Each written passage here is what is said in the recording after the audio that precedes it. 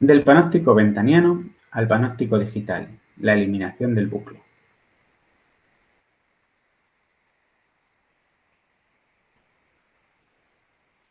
El ser humano teme la parte del mundo que no entiende, y por ello busca dar a esa masa informe que la Tierra una lógica con la que pueda establecer un repetitivo patrón predecible, lo cual le permite comprender su miedo y combatirlo. En ese aspecto, los oráculos fueron un elemento colisionador entre la necesidad de predicción que tiene el ser humano y la respuesta a los sucesos incomprendidos que hallaban su explicación en las acciones de algún dios. El concepto destino, por el cual todas las acciones de una vida están prefijadas de antemano y el final se muestra imperturbable, sustenta la cohesión y eximía al hombre de la responsabilidad de sus acciones, lo cual era una tesitura que sólo los dioses pueden resolver mediante su intervención, haciendo de los hombres sujetos impredecibles para sus congéneres. Si bien la historia de la humanidad gira en torno a un bucle sempiterno, cuya fase inicial comienza con la consolidación de un paradigma orgánico.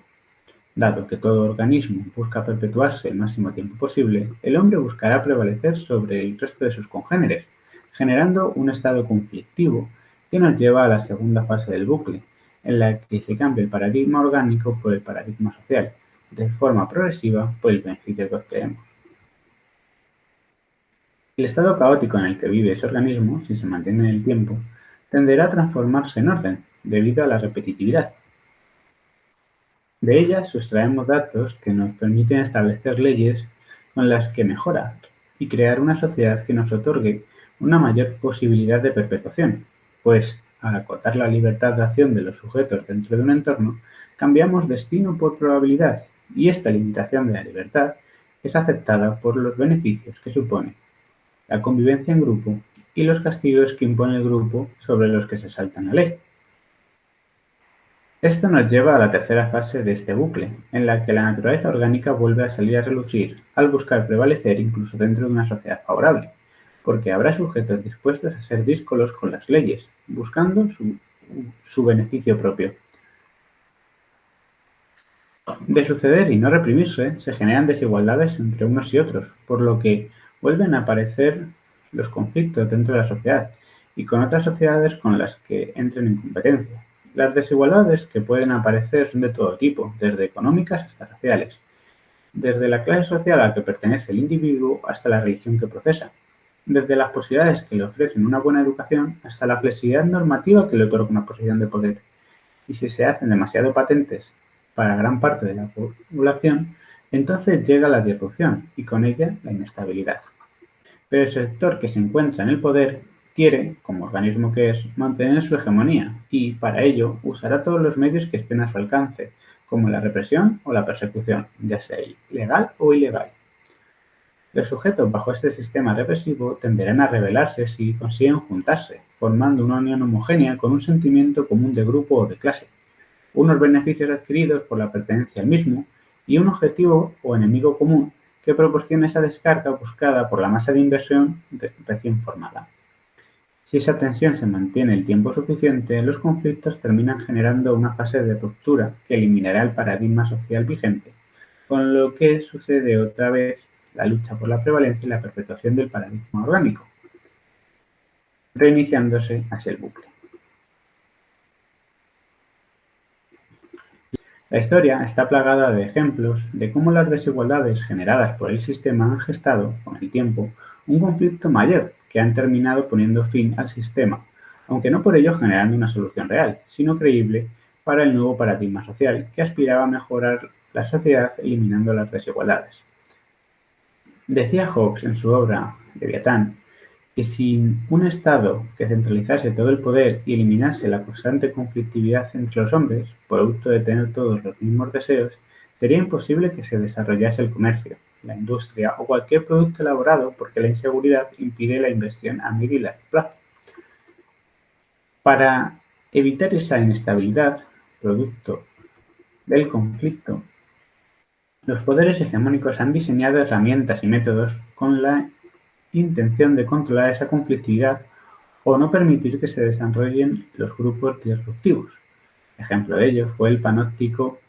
que diseñó el filósofo utilitarista Jeremy Bentham unos pocos años antes de la Revolución Francesa, basándose en el funcionamiento centralista jerarquizado de una fábrica de la época.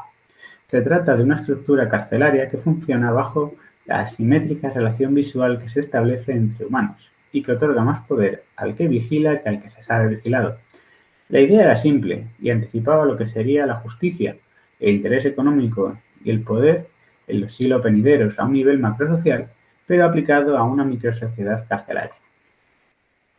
La estructura era un edificio circular con una torre central, desde la que se podía vigilar a los presos, incomunicados para que no pudieran organizarse en celdas individuales,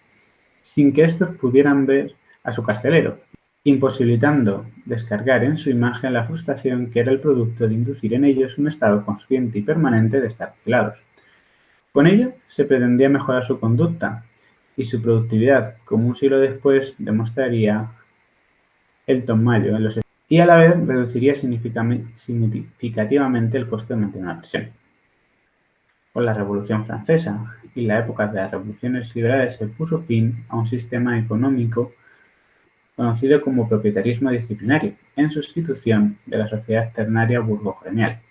y se caracterizó por ensalzar la idea de igualdad ante la ley, la libertad a la hora de ser propietario y la fraternidad entre los individuos y las naciones, pero que en realidad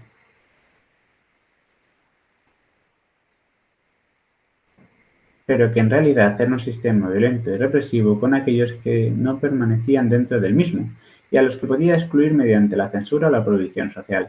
transformando a los integrantes en seres sumisos que podían entrever la coerción incluso en las estructuras en las que habitaban, como por ejemplo las viviendas, las fábricas o las escuelas.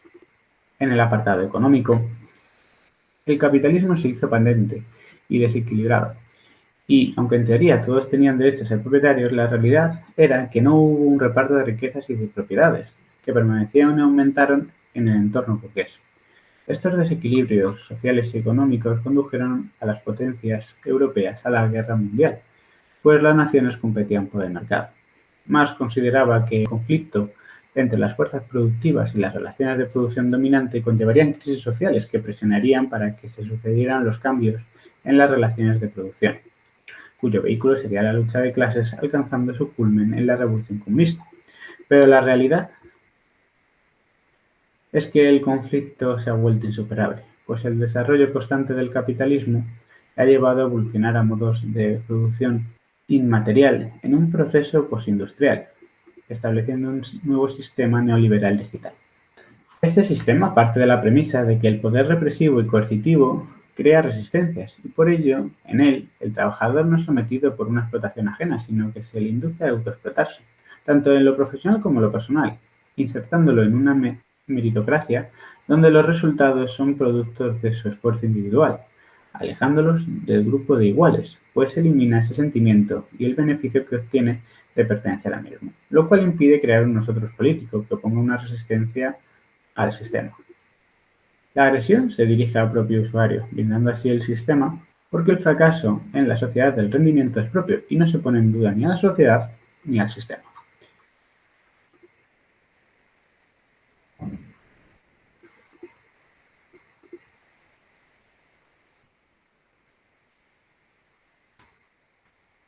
El neoliberalismo digital sigue alimentándose del consumismo iniciado por el capitalismo y, por ello, crea en el consumidor falsas necesidades con el pretexto de prevalecer sobre los demás congéneres en pos de alcanzar cierto estatus, como por ejemplo el último modelo de móvil, un coche más potente, un trabajo que reporta una gran cuantía económica. Para que el consumo siga desarrollándose, se requiere que el consumidor tenga una interacción constante con otros usuarios, mediante aplicaciones que recogen datos sobre nuestros gustos, preferencias, compras. Pero, paradójicamente, esta comunicación excesiva genera personas pasivas frente al sistema, que se escandaliza como compradores enfadados ante la corrupción del mismo, pero que son incapaces de ir más allá de la queja y de considerar la política como una inutilidad. Esta entrega de datos se hace de forma voluntaria ante un poder inteligente y se muestra opuesto al sistema proprietarista disciplinario, porque trata al sujeto con permisividad y no actúa de forma prohibitiva o mediante el castigo, sino que lo complace y lo colma de necesidades, creando sujetos dependientes del sistema, al eliminar silenciosamente la decisión libre, en favor de la libre elección entre las distintas ofertas que le ofrece el propio sistema y que promueve su perpetuación.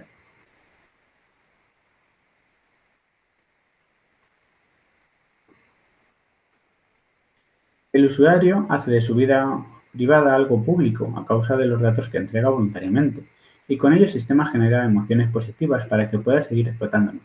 apostando por la organización y la optimización que el propio sujeto se impone a sí mismo, y que nos hace rivalizar con los demás por sobresalir, funcionando esta sana competencia como motivación para la autoexplotación.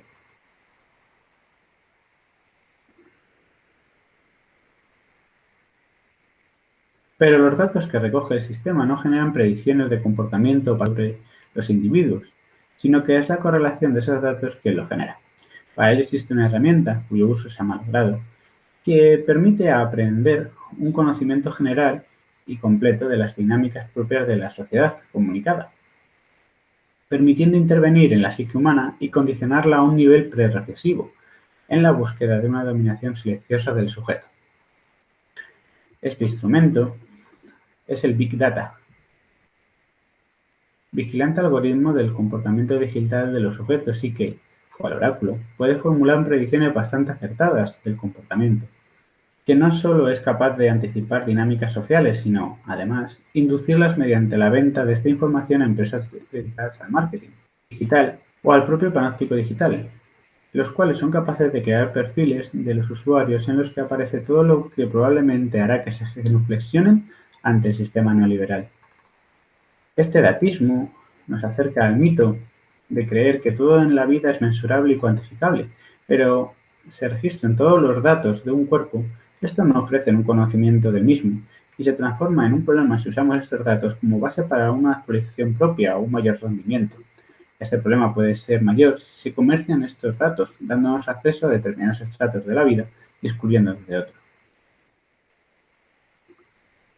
El conocimiento solo se halla en la narración de la propia historia, y la red registra solo datos que le ofrecemos a modo de búsquedas, compras, preferencias políticas, los vídeos que vemos, nuestro modo de vida, las fotos que colgamos en las redes sociales o las discusiones que entablamos en ellas. Y si esto puede parecer paranoico o de ciencia ficción, solo hay que pensar en la empresa Axiom. Envió un resultado de la fusión entre el Estado vigilante y el mercado, que según Natasha Singer, en un artículo para el New York Times, controla y clasifica en 70 categorías a más de 500 millones de personas, con datos sobre su raza, sexo, peso, talla, estado civil, nivel educativo, tendencias políticas, y según estos datos se los cataloga en un rango socioeconómico que es vendido a diversas empresas. Según el rango puede ser considerados desechos, aquellos cuyo nivel económico es bajo y son díscolos con el sistema, o estrella fugaz, de un alto nivel económico y concordantes con el sistema, creándose así una sociedad de clases digital al más puro estilo feudal, pero sin un rey claro al que defenestrar. Si el Estado usa esos datos similares en el algoritmo para detectar a los sujetos que pueden alterar el orden deseado por el sistema, entonces es capaz de crear parias sociales desechables con la excusa, inducida a la sociedad que controla por los medios de comunicación, de que no rinden lo suficiente, no aportan a la sociedad o son un peligro para ésta, como ocurre con los ocupas. Y el algoritmo no tiene en cuenta los condicionantes sociales, las facilidades o dificultades que se han encontrado los sujetos en la narración de su historia, ni la trama enmarañada que toda persona tiene detrás de sí. Solo contempla datos. A estos parias se les marca de por vida, se les aleja del sistema y se les clasifica como hostiles. Se les impide acceder a las cosas básicas para cambiar la vida. No pueden tener herramientas básicas para mejorar sus condiciones, porque de no desterrarlos al ostracismo, podrían convertirse en un ejemplo de cambio que alteraría el orden del sistema. Podría generar revoluciones, trayendo inestabilidad al sistema que se sustenta por los explotados consumidores pasivos que mueren en silencio rodeados del mundanal ruido de la excesiva comunicación.